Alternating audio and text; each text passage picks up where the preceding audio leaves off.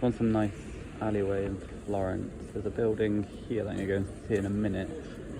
There's a restaurant here which says World's 101 Best Steak Restaurants of 2024 and 2023, so it is gradually getting worse. Okie dokie nerds, welcome back to another vintage video. Today we're going to do the long overdue Eternal Weekend review, and in that we're going to run through our vintage tournament, run through our pre-modern tournament we've also played, and then, I don't know, chat and meme around, I guess, is going to be the vibe. And at the same time, I'm going to put out a gameplay video with my Eternal Weekend dredge deck, and that's the whole sentence. Eternal Weekend dredge deck coming out at the same time, so if you're not into me yapping for however long, then that's going to be there, and I'll be yapping about cards as well in that video.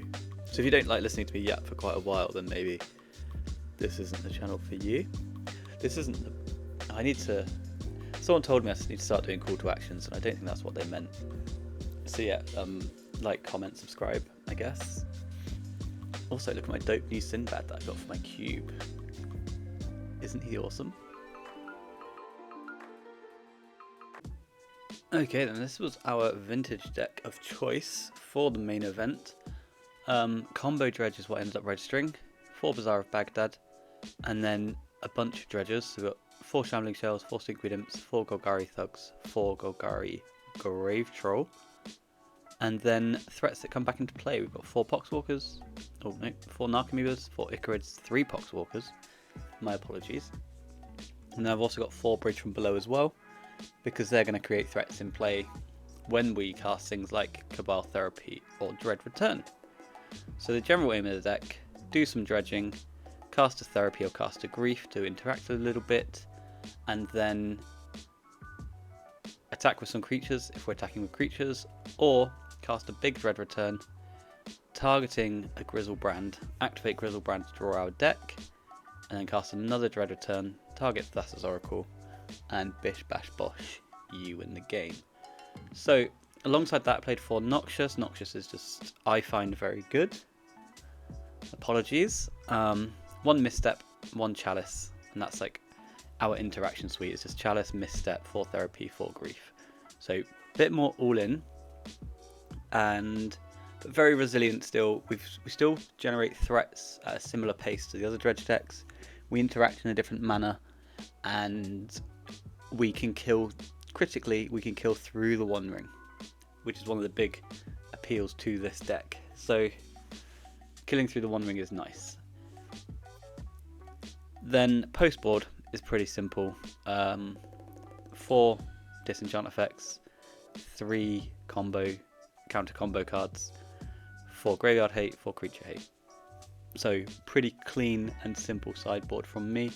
On the Ravenous Traps, because I didn't expect Squee to be in the format at all, and Ravenous Trap we can draw into in a mid or late game, and it also kills their Vigors and shit. So I think the Ravenous Traps are fine. I don't mind if they're leylines, you know, I'm so indifferent. Okie dokie, in round 1 we played up against a chap called Tommy Ray, who, first time I met him, seems like a lovely chap, and they were on Raker Shops, and Raker Shops is an acceptable matchup for us. This is well, this might not be the deck list. That's one of the things. One of the slight problems with Eternal Weekend Europe is we've got no deck lists. So I've got sample deck lists, and as far as I know, any cards I talk about will be on the screen. The printing of the cards may be questionable. There's not much I can do about that. So, Raker Shops, something like this. I'm pretty sure Tommy had Patchworks, definitely had Scrawlers, definitely had Flesh Rakers, a bunch of lands, so all your Moxen, your Workshops, City of Traitors, Ancient Tombs, blah blah blah. A number of Talon Gates, usually 3 or 4. And then we're trying to assemble a kill using Sensei's Divining Top and Flesh Raker, Sensei's Divining Top, Mystic Forge, Tezzeret, Time Vault, Voltaic Key, Manifold Key, Time Vault, One Ring, manifold key. All this stuff is going to drive you towards victory quite quickly. Very few lock pieces that you're used to in traditional shops. No force of wills like you get in dual shops. So, fast and aggressive deck, and this is a matchup that in our build, with all of those Thassa's Oracles and Dread Returns, I quite like this because they usually commit a good number of resources early in the games against Dredge to finding, deploying One Rings, and then untapping them and redeploying them, sort of thing. Like, they want to be fogging a lot. So when we can kill with Thassa's Oracle, that makes our life super easy, or it can do.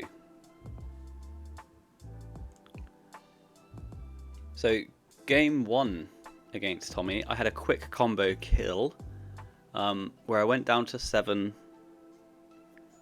No, I went down to, I reanimated Grizzlebrand, went down to 7 cards in deck and reactivated the Grizzlebrand, and that was enough to kill, and that's usually good for us. So it was a very quick activate Bazaar turn. I think it was a turn 2 or turn 3 Grizzlebrand, and our opponent didn't really get anywhere that game, but they knew what we were on, so that means they get to bring in some number of cages, and then from this list that's all they'd have. Maybe the Worm Coils and the Master Coils might come in, but definitely the cages come in. So game 2 though is where we get bodied and get sad. So game 2, I have turn 1 Bazaar, activate, discard, Stinkweed Imp, Golgari Grave Troll, Stinkweed Imp, I think, and then turn 2 we activate Bazaar, we dredge 11, we dredge Grave Troll to dredge 6 more, so that's 17. Then we play another Bazaar, we dredge 2 more Stinkweed Imps, that's 27 cards dredged. I've got the whole world in my graveyard. I just miss on Narcomoebas, so nothing comes into play. I pass the turn back. My opponent plays a Grafdigger's Cage and kills me. I think they get like Grafdigger's Cage Vexing Bauble at that point, something ridiculous, and we just die. So that was super sad because it was a case of I see my whole deck, well, I see half my deck plus the 7 cards in our opener, and we saw 0 of our 4 Narcomoebas. And if I'd seen 1, the game would have ended because our graveyard was so stocked. I didn't see any of them, so we lose. Game 3, we grief on the play, seeing Shop, Ring, Worm Coil, Ruby. So we take the Mox Ruby, Shop, Ring, Ruby,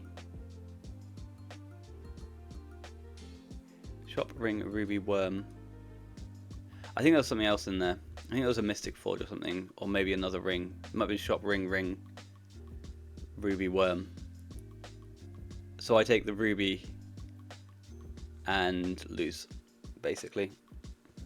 I take the Ruby, they find the cage, they find the mana to the other One Ring. It was I can't remember the exact things, but it was grief seeing Shop, Ring, Ruby, Worm at the very least, and I think there was another ring in there. So I can't take both the rings, so I take the Ruby, and then my opponent misses for a turn and then finds Grafdigger's Cage. I think it's how it worked, and I lost from there. In another game that was pretty close, all things considered. I spoke to my opponent after, and they liked my Thoughtseize decision, my grief decision. It was a close one, but if we talked about it, then maybe they don't have the ring. Maybe it's like Mystic Forge, Ring, Ruby, Workshop, Wormcoil Engine, and I think he misses once and then gets there. But anyway,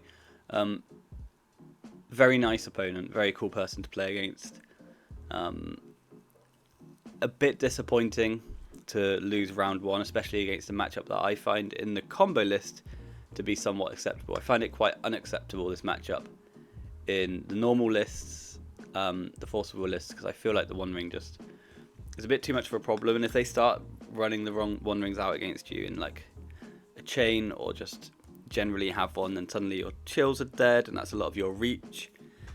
and life gets a bit hard. So, because they're faster than the Force of Will decks.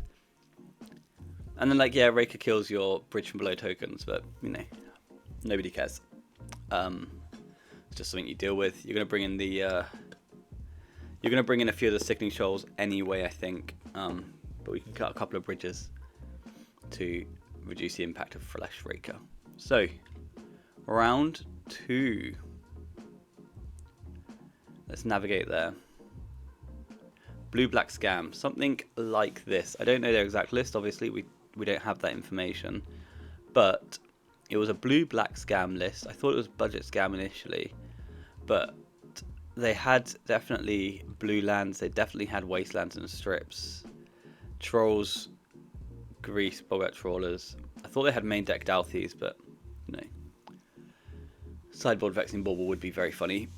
But anyway, so this matchup I was expecting to lose when our opponent had revealed themselves on blue-black scam, because it's not a very nice matchup for us when they've got the boggart trawlers, all the permission, all the wastelands, blah blah blah. It can be pretty challenging. However, game 1 I comboed quite quickly with a Grizzlebrand kill.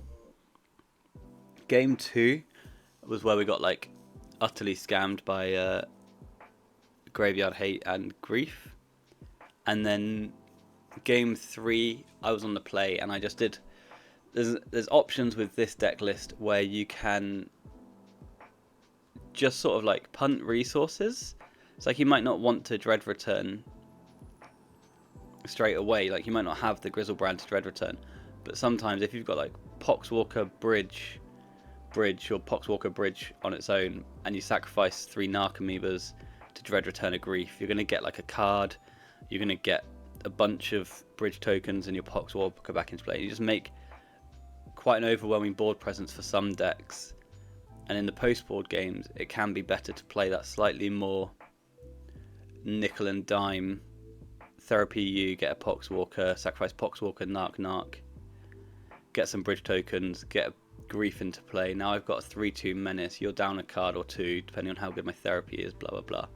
And that can work, and that's what happened in game 3 of this one. Was just like aggro creatures, a little bit of tempo coming out of therapy and Grief, and then converting like so. That's the wrong thing. So this isn't a very good blue-black scam list to look at. They definitely had boggart trawlers. I'm sure they had Dalthy Voidwalkers. Maybe I'll change that. But it was something along these lines. It was cool though. It was cool to play against, and lovely opponent. Round 3, we went to Lurus Land for the first time today, and they played a Gifts Breach list with an amount of mana drains. So Gifts Breach with all of the Moxen, the Soul Rings, the main deck Lanterns, stock ups, and then mana drains and Gifts on Givens and this sort of thing. And this was quite a nice match for us. We got early Icarids going, and then the Icarids converted into Cabal Therapies later on. We were able to strip a hand and then just generally attack with creatures. And it was like the perfect textbook list game of just our opponent is kept naming hand, which is pretty good for like their blue mirror match, and then all of a sudden there's these Icarids that I'm not casting, there's these therapies which are creating more things, and they have to be like, do I counter this, do I care, you know, and then they've got no cards in hand, I've got 10 power and they're dead, sort of thing. Game 2, they played some artifacts. One of them was definitely a needle. I cast a Force of Vigor. Then there was a Grizzlebrand, and that was that. So a nice match for us. Another thing that came out just before the tournament as well was, and this I think went into our favour, was Justin Gennari started finding that Over Encumbered is a useful Magic the Gathering card in the Dredge matchup. So basically it's a propaganda effect for however many artifacts they've got, and you enchant an opponent. Lure Sybil, and it locks out Dredge. However, we don't have to worry about that. So that was another reason that I got excited about the Grizzlebrand list, was because the Over Encumbered was a bit like the One Ring, in that it does something but nothing against what I'm trying to do, sort of thing. So yeah, beat some Gifts Breach, all very happy, all very juicy. And then game 2, we Grizzlebranded and comboed. So that was cool. Round 4, Old Man Tinkerland. So you find this player every year at Eternal Weekend. They are going to play the restricted cards that they own, and they're going to play all the powerful busted shit. So in this list, it's another full Mox and full power list, and it's no holds barred vintage, right? It's going to be Manifold Key, Time Vault. It's going to be DT for Tinker, wherever Tinker is, Mystical Tutor, Vamp Tutor, maybe a Plow, Mentor, all of the restricted shit, right? Just every busted thing from the last 30 years is going to be crammed into this deck list, and they're going to try and nail you with something like this. But yeah, so Old Man Tinker, and we didn't really have like the most insane matches, but we did have an insane game 3. Game 1, I activated Bazaar of Baghdad, and there was nothing my opponent could do about that. They died very quickly.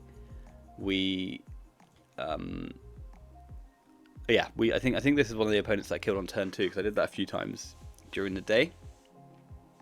And then game 2, my opponent had like a super hateful sideboard, and they very, very quickly, like, we traded some resources early over like a needle in a cage, and then they DT'd and played a Jailer, which killed me quite quickly, and it was good for me to know. And I was doing that, and then I conceded to the Jailer because I knew that I didn't have the Shoals in my deck, because I'd assumed that they'd be more like Leyline, Needle, Soul Guide, blah blah blah. And I knew I was completely cold to the Jailer. So game 3 comes around, and we get presented with the hand. Well, we grief them, and we see the hand of Pithing Needle out of the board, Jailer out of the board, Mox Opal, which this list in front of me doesn't have,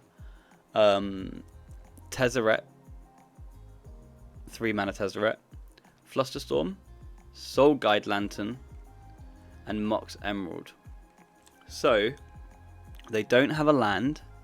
They've got 3 hate pieces in Needle, Jailer, Soul Guide, but Mox Emerald is the key to the city for them, because Mox Opal, the Metalcraft Mox, doesn't produce mana. So we have to do exactly what I was saying earlier. We take the Mox Emerald goes to the bin, and we have to do the thing where we just have to create board presence before they find a way out, before they find a single mana source and get Needle or Soul Guide Lantern down. What that meant was on turn 2, I dread returned a Grave Troll. It was a 13/13, and just that guy was in play, off you pop sort of thing. So it was a very quick, like turn 1 Grief, turn 2 Icarid, dredge some shit, attack you for 3. This is my 13/13 and a few other nerds floating around the battlefield sort of thing. And that was just enough to get us through. But another really interesting spot where we took the Mox. This time it paid off. Round 1 it didn't pay off. But this time I think it was a case of we had to take the Mox, and that was our only option, because I couldn't beat any of the cards, let alone one of the cards sort of thing, like all of the cards. So we just took the way to playing cards. So round 5 was fun. I enjoyed round 5 a lot. Beseech Storm. In my no no permission deck, Beseech Storm is quite interesting. Rituals, Yorgwills, Vampirics, DT, Necropotence, Beseech the Mirror, find yourself a Tinker, find yourself a Kill, cast Tendrils of Agony, which is here in some bullshit artwork. So that's like the deck, that's what they're trying to do. And we had some fun games. So game 1, I combo killed them pretty quickly, but they did play an early Necropotence. I think they played a turn 2 Necro. So they played the turn 2 Necro. I then made a Grizzlebrand and killed them on, I believe, turn 3. Like, quite a quick kill. And I was... yeah, I don't know. I just had to push into their Necro. And I remember feeling like quite exposed when I was playing game 1. Because they played I think they played a turn 2 Necro. And I was like, holy shit, I'm going to die. So I think it was like... I think I was looking at my hand, my graveyard, and I was like, I've got 2 Dread Returns here and then 1 more left in the deck somewhere. So I think I just have to throw... like, I didn't have any therapies when I was doing it at first, so I just had to throw a Dread Return or 2 at them. I think the first one just got through and life was sweet sort of thing. But it was very much a situation, if they have double Force of Will, there's a good chance I can be really far behind or losing. But they didn't. Game 2 is where it gets really sick. We grief our opponent, and we see a hand of Demonic Tutor, Dark Ritual, Yawgmoth's Will, plus Tormod's Crypt. Hang on, I need to start that again because we've missed a bit. I'm on the draw. My opponent's gone Ritual, Necro. So 2 games in a row we've got Necropotence in play. Ritual, Necro. And then I'm now griefing them on my turn 1 to see Tormod's Crypt, Yawgmoth's Will, Dark Ritual, DT, and some lands. I take the Tormod's Crypt, Necropotence, exiles the Tormod's Crypt. Right, so they can't get it back with the Yawgmoth's Will because Necro exiles to discard. My opponent untaps, does not draw a card because of Necropotence. They go Ritual, DT, play Lotus, crack Lotus, cast Yawgmoth's Will, and in response to Yawgmoth's Will, I Noxious Revival their DT. So now they've spent all of their resources to get a DT to the top of their deck, and Yawgmoth's Will is gone. Their graveyard at the time then is Ritual, Lotus. I think there's a line where they can go Ritual, DT for Beseech for nothing, Beseech, get Lotus, cast Yawgwill. Then I can Noxious one of those cards, and then if the DT would be a lethal, and then the Beseech, they can Beseech away their Necro and kill me. But that's not what they did, so we Noxious their DT and they die. That was pretty sick, just to kill with Noxious. I missed the Beseech line during the gameplay, and I was talking to Eco Baronin afterwards, and he found that within seconds. But I was just a bit too hyped that my Noxious was lethal. So I wasn't beating the Crypt, I wasn't beating the rest of the hand, but maybe I'm supposed to take the DT, leave them with Crypt, Yawgwill, mana. I think that's better to just let them have that for a moment. But then I'm letting them have fucking all that mana and a Necro in play, you know? I don't know, it's pretty tough, but we won. My opponent took the line that I saw during the game, and that line lost to the way I wanted to play that. But then Andreas found a better line which killed through my interaction. But not Snuff Out. I'm looking at this nonsense art Snuff Out at the bottom. but Noxious is can be hard to come up with, right?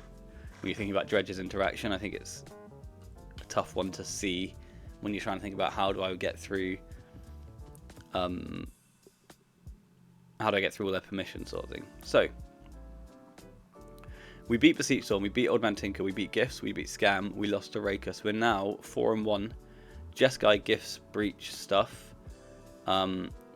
This matchup, I don't have a lot of notes on. I know they're on over encumbered. I know they're on a white splash. I think that's 4 Savines, but I'm not 100%. But it is another Drain, Gifts, Breach style list with a Brain Freeze kill. And this was one of those matches where you arrive at the table, you play your dredge cards, your opponent plays their anti-dredge cards, but your dredge cards are better, sort of thing. I definitely don't think they had LED. But we comboed game 1, and then game 2 we attacked them a lot. And I was doing this quite frequently, I think, throughout the tournament. We had less like game 2 combo kills, because in the game 2s I'm trying to play around things like Soul Guide, which are going to come down and nuke our graveyard and all our resources. So we want to kind of just like be slightly more punty with our resources and just use our therapies as and when we've got them. Can I cast spells and get value out of it? If yes, do it, just to present power and toughness. That's roughly where I was at this point. So there's a lot of game 1 combo, game 2 just do what you want, make some power and toughness and fucking hope it's good, sort of thing. However, against the breach lists, when they're moving on to the over encumbered, we can't be dropping all of our combo, because otherwise we're powering up their sideboard cards more than they need to be already. Like, over encumbered is good because it covers one base, but it doesn't cover everything. In the same way that you see people play Pithing Needle, you know, it's good early, but if I've already done a bit, then maybe you're too far behind. Pithing Needle's probably a poor example. But, you know, it's part of the stack of cards. It can be good. It's not lights out, it's just fine. So, well, against my build, right? Or this build. So, yeah, we throw resources at them and they die. I don't have lots of notes because they didn't really play a lot of Magic, to be honest with you. But that's not for us to care about. We're now 5-1 and we're going in to play round 7 against Oath of Druids. This match, again, my notes this end of the day are pretty poor. Something I need to work on as a person who yaps about Magic on the internet. However, this is a relatively close to accurate version of their deck list. They did play on a feature match in round 2 or 3. I haven't watched the whole thing yet, but they are just 2 Atraxas, 1 Blessing, and the whole joke is to get this Time Walk to go round and round and round in circles. So quite combo heavy, but we're really trying to loop our deck with Atraxa sort of thing. And oh, they definitely weren't a PO list, sorry, my bad. And then we got absolutely bodied. My note on this was I sat down and looked at my opponent play cards for 30 minutes, or watched my opponent play cards for 30 minutes, and it was like that. Like, I think I could have played game 2 better. There was like a chance that I could have just like thrown cards at them into a Soul Guide. I think it was Soul Guide and something else that I didn't like. I can't remember, but I could have thrown cards at their Soul Guide Lantern and they could have destroyed my graveyard. But instead, because they had another artifact or enchantment in play, I tried to gather a few resources in some way and never really did anything, and then they just killed me, sort of thing. Like, I took a slower line. I could have been more aggressive, but I think it was like more aggressive and potentially lose harder and faster versus play slower and more conservative, which I did and then lost anyway, sort of thing. So I think I could have played game 2 slightly different and slightly better. Game 1 was very vintagey, and they just, not quite Mox Orchard Oath, but you know, similar to that. And there was a point where they had Atraxas going round in circles and hitting time walks for ages, and we just got absolutely ruined. So we take our second loss in round 7. That gives us a win and pray into a promo, but pretty dead for the old top 8s at that point. So round 8 we play against Espelurus, French chap on Espelurus. My opponent being French is an observation, not an accusation. And we'll go like so. So just classic Espelurus, and this was one of the really fun matchups where game 1 I grief them. We take something random, it didn't really matter. Then I get some bridge tokens and I cast some therapies, and then there's a point where they've got no cards in hand, there's 2 lands in play. I dread Return to Grizzlebrand, and I'm just like, I've got a headache, it's round 8, I'm really tired. I know their hand perfectly, is nothing. What could possibly go wrong if I just pass the turn? And I was like, well, there's always that, you know, Ancestral, Soul Guide, Strip, blah blah blah. So I was like, fine, I'll activate the Grizzlebrand. And the moment I did, my opponent conceded, and I was like, thank goodness. I don't know if I could count that high at that point in time in the day. But that was game 1 of Espelurus. Game 2, my opponent's deck just completely floundered. I think they mulliganed to 5. Played a land, got griefed, lost a Containment Priest, and then lost the game on turn 2 or 3. It was pretty unfortunate end of the day for them, with a low mulligan into me having like the whole fucking nuts.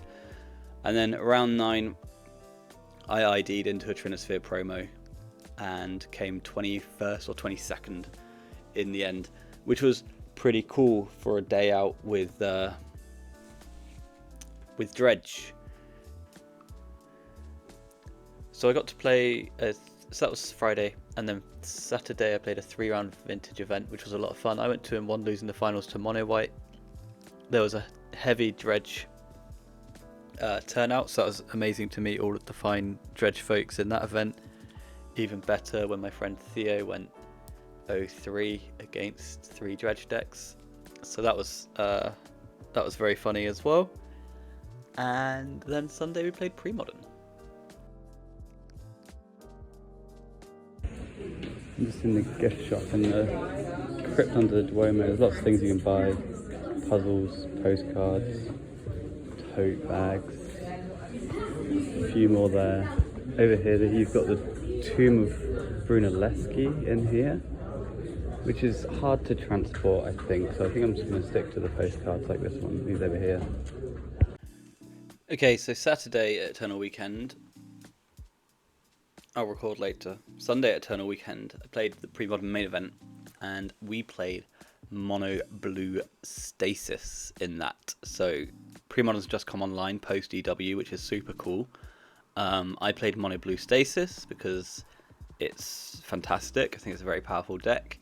It's got some weaknesses, namely elves. I've heard 80-20, I've heard 85-15 put out there, I've heard 90-10. All of those seem like gross over-exaggerations of the chances you've got to win as the Stasis player. But hey ho.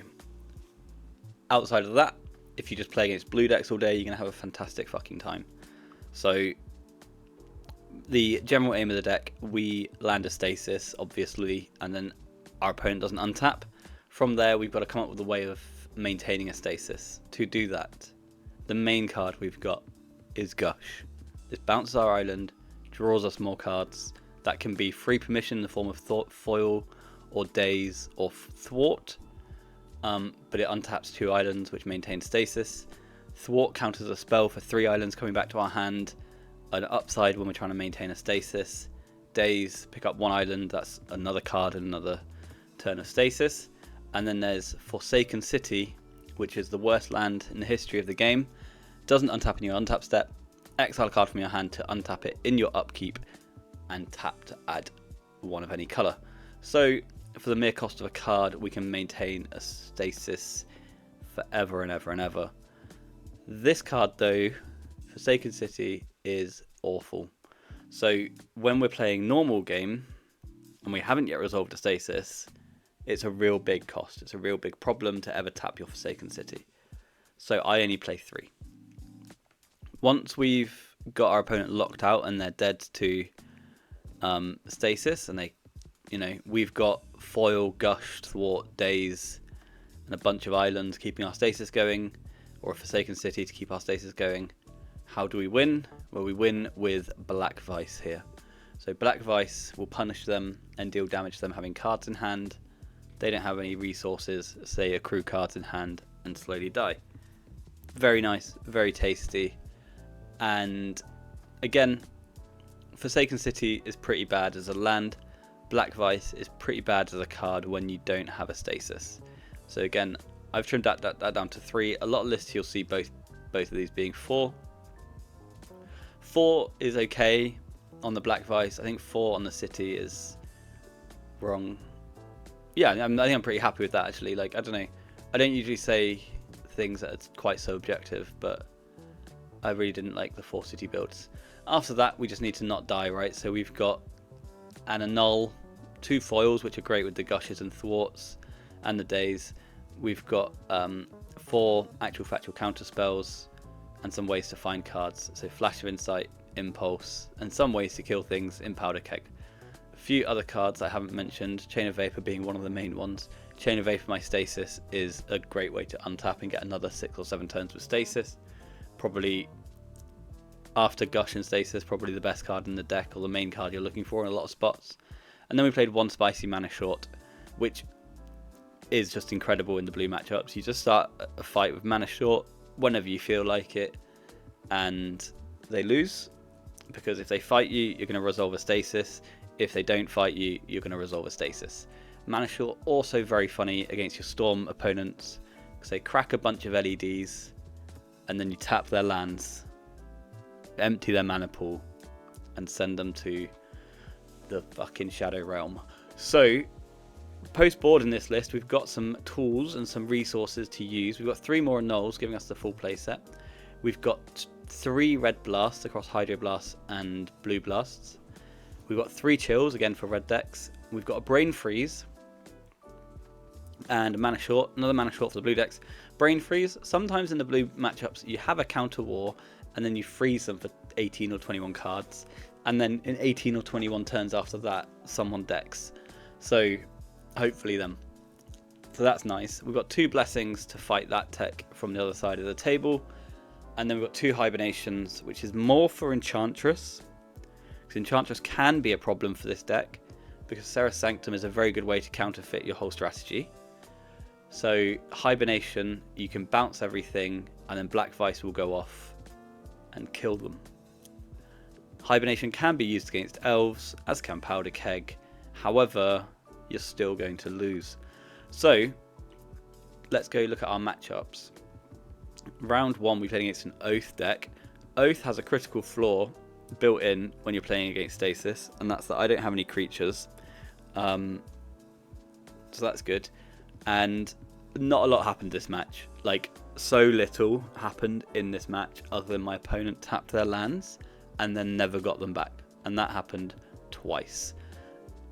Really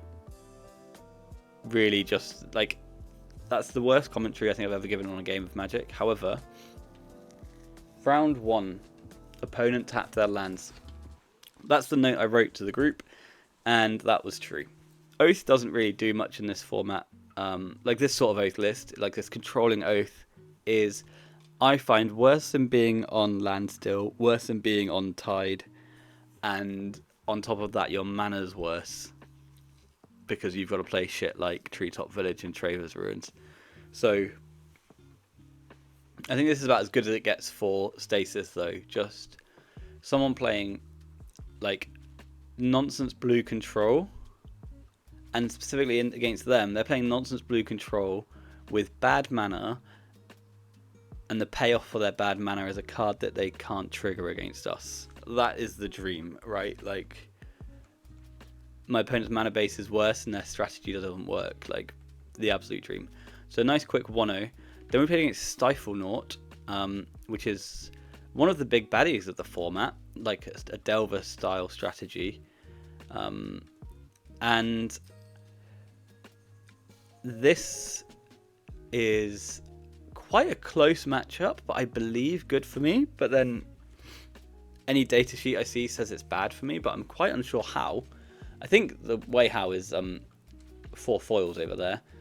But your opponent's going to play a Dreadnought at some point. They're going to stifle it at some point. This next interaction came up in this matchup. My opponent played a Dreadnought and Vision Charmed it. Target artifact phases out. I then resolved a stasis, so you skip untap steps. And untap steps is when things phase in. So I know this player had a Dreadnought sat in exile, sat phased out for 15 turns while a Black Vice killed them. And then game 2, I know that they got mana shorted and then died. So mana short came in, and then my notes on that say opponent didn't tap their lands, so I cast mana short for them. So yeah, this is supposed to be a challenging matchup for us, but I think it's actually just fine. They've got better card velocity with AK, Impulse, Flash, Gush, Portent, Opt. They've got much better card velocity, but their payoff is worse in Dreadnought versus Stasis. And they only play 3 Gushes, we play 4. They've got 4 foils and 2 dazes. We've got 2 foils. We've got 2 foils, 4 dazes, and 3 thwarts, right? So like, when it comes to the 0 mana permission battles, I'm more stacked there. They've got better card velocity. I've got stasis. So, you know, and fundamentally I've got mana short and they've got, what, dominate in their sideboard? Come on, buddy.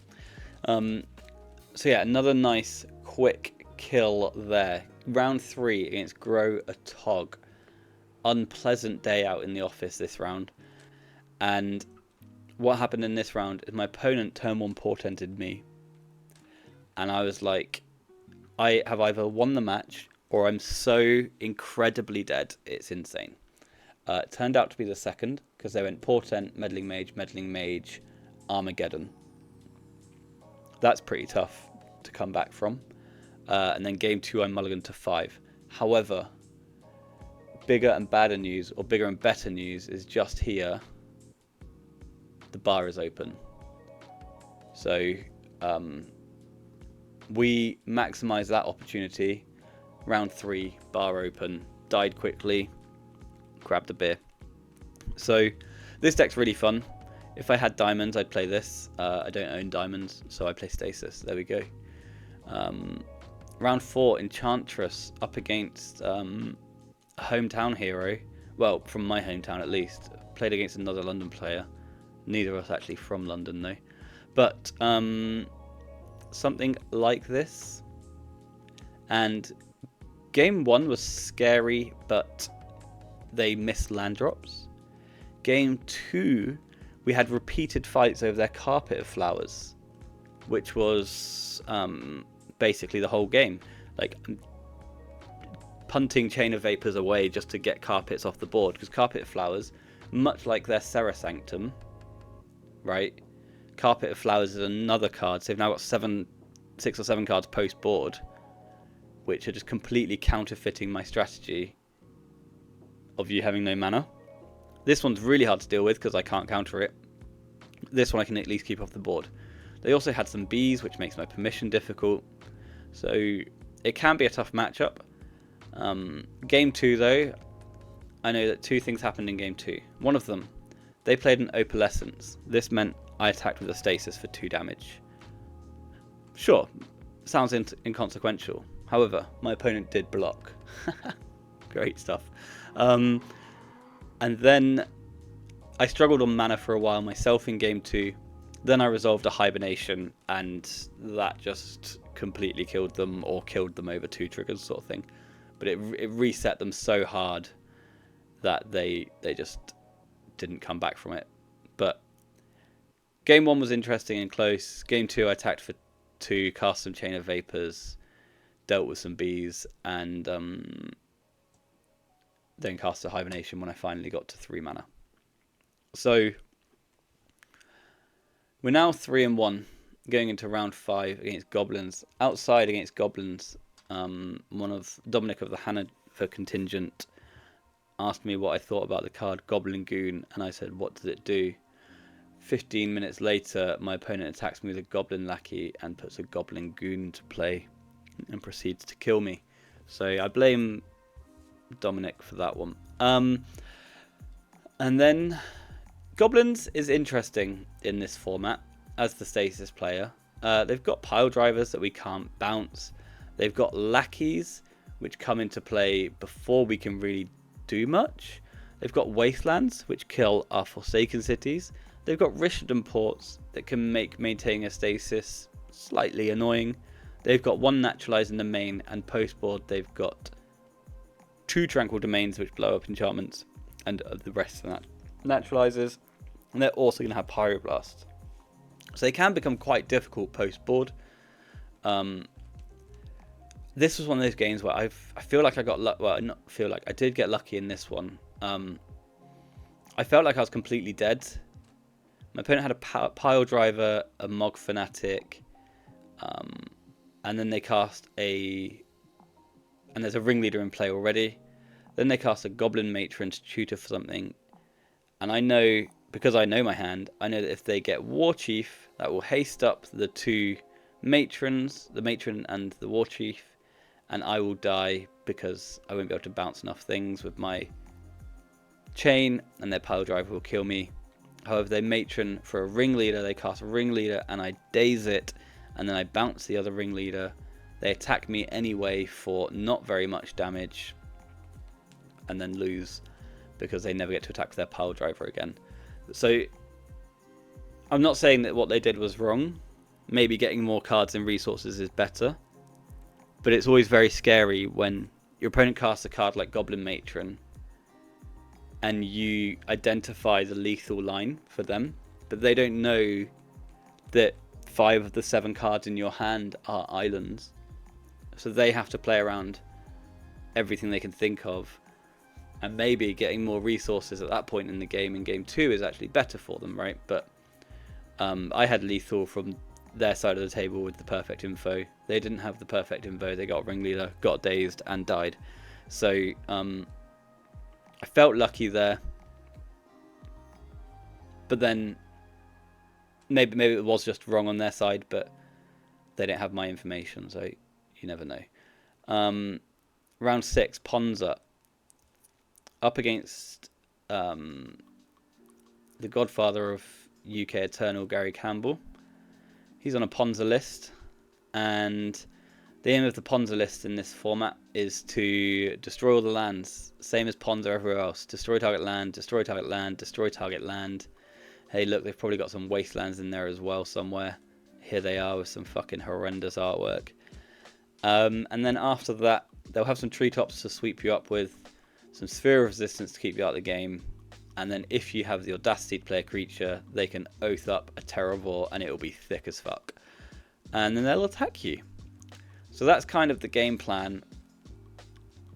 However, that game plan's not so great against Stasis again, right? So again, my whole deck counterfeits the Oath strategy. So they've actually got to find the Terravores, and the Terravores have got to be big enough to kill me. If they're not going to find the Terravores, they've got to find the treetop villages, but the treetop villages come into play tapped, so they've got to resolve their naturalizers, of which they don't have very many, and they are fundamentally trying to play Stone Rains at 3 mana multiple times across a game, which against Daze is really hard for multiple reasons. I know in one of the games my opponent has double diamond, I have a powder keg. Good night to you, sir. And then in another one of the games, they play a Sphere of Resistance, which I let go. Then I'm able to counter more spells later because I didn't use my resources on Sphere of Resistance. And over multiple turns, develop Black Vice into stasis, and we win from there. And I quite like this matchup as a stasis player, but that does depend on how many blasts and naturalizers they're bringing in post, because those red blasts are gonna ruin your day. So we're now X and 1, and we play stasis against Ivan, who has a slightly different build of stasis, so we can chat slightly.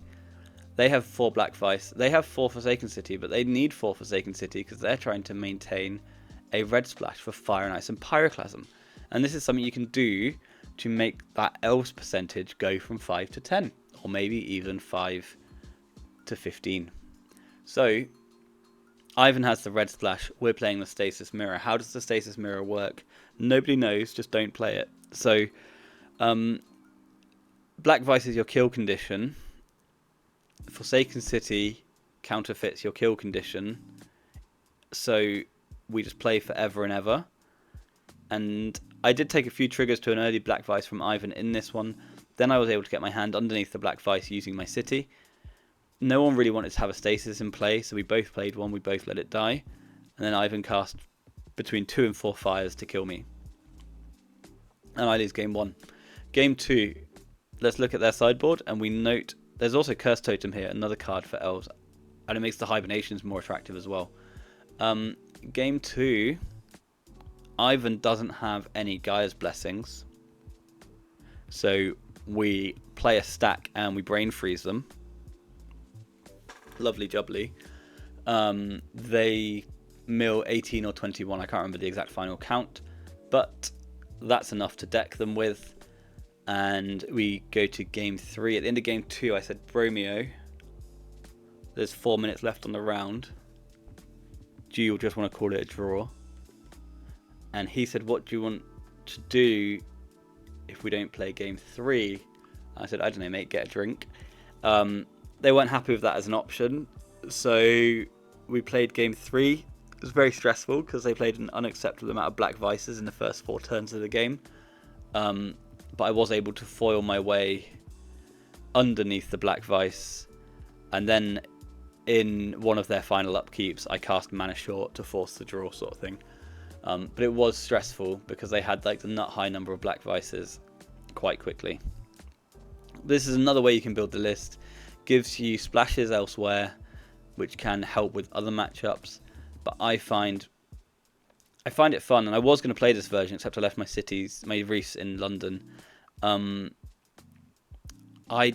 actually prefer the mono blue version because I don't have to play Fire Ice, which is really bad against the other blue decks. So there we are. That's my thought there. So we're now X1 and 1, round 8. It's blue Stifle Naught again. This was a very funny matchup.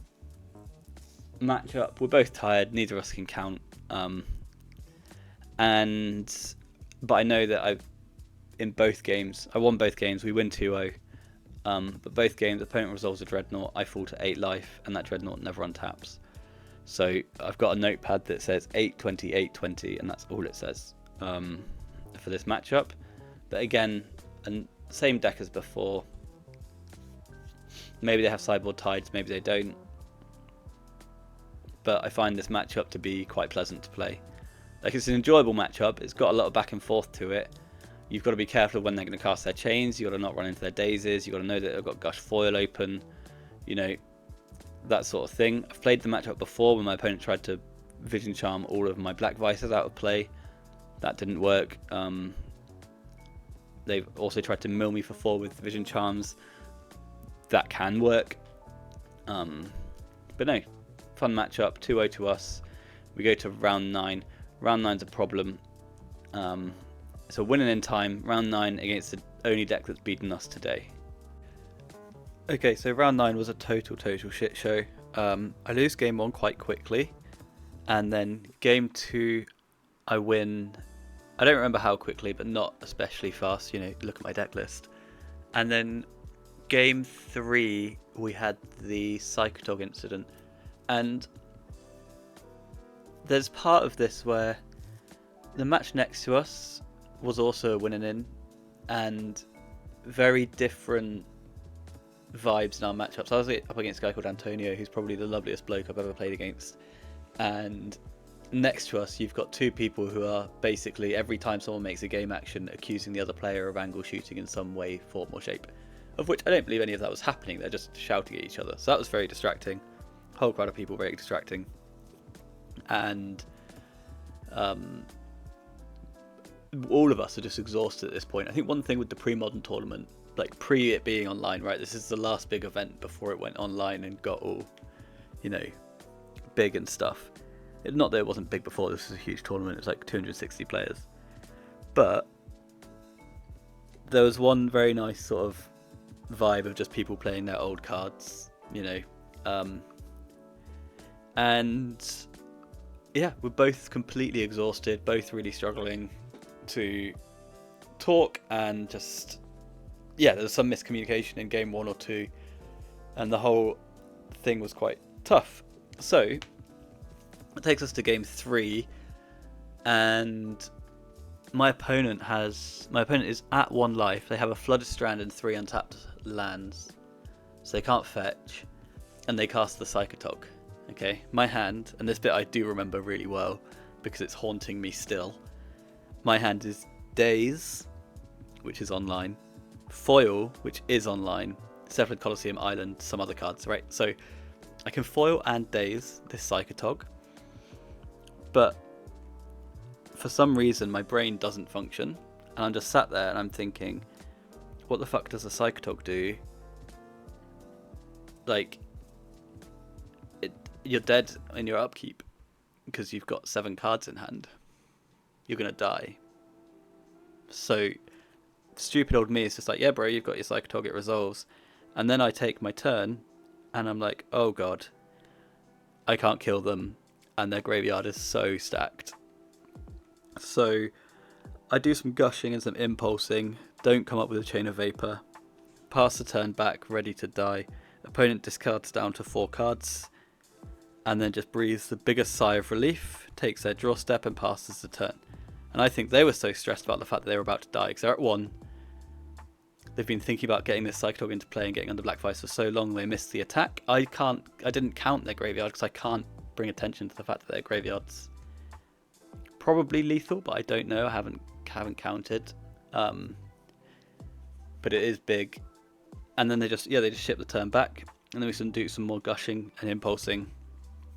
Another fail to find, and then they discard, they pass back, and then I find the Chain of Vapor, win the counter battle.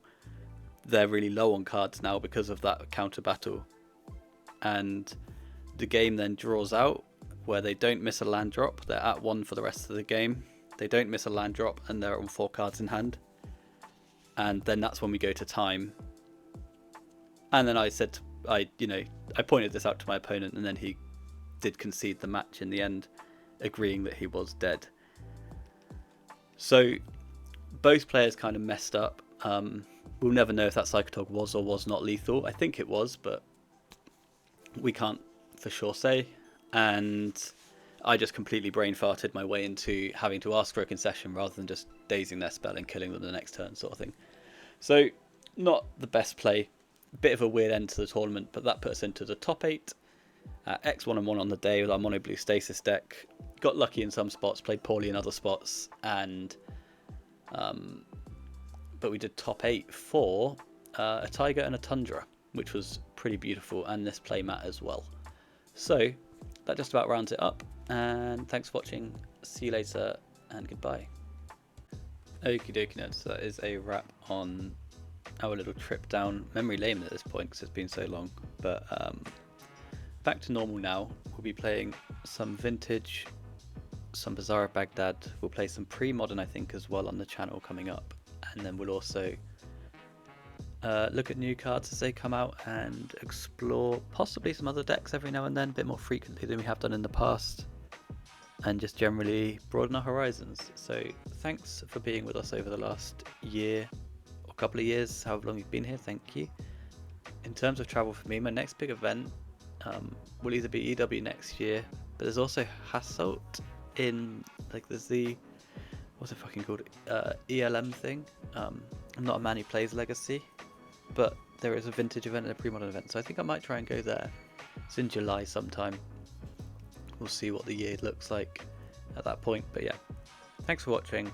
A few more bits and bobs on the way out, and then a new video came out today as well with me playing Magic, and more will come out every Thursday for sure from now on.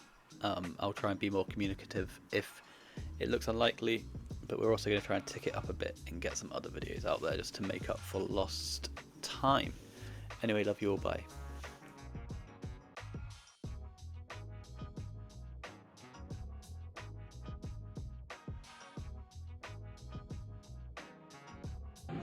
This is the Fall of Christ, which is really long and then quite in detail. There's a lamentation of Christ, so this is when they're all sad. This is when he falls over the cross. This was drawn in 1589. These two pictures are two different pictures, 1589. And here on the TV, you got some guy wrapped in tinfoil, which is pretty cool as well. So that's you know, jarring. Oh, I think that's where they filmed Life of Brian.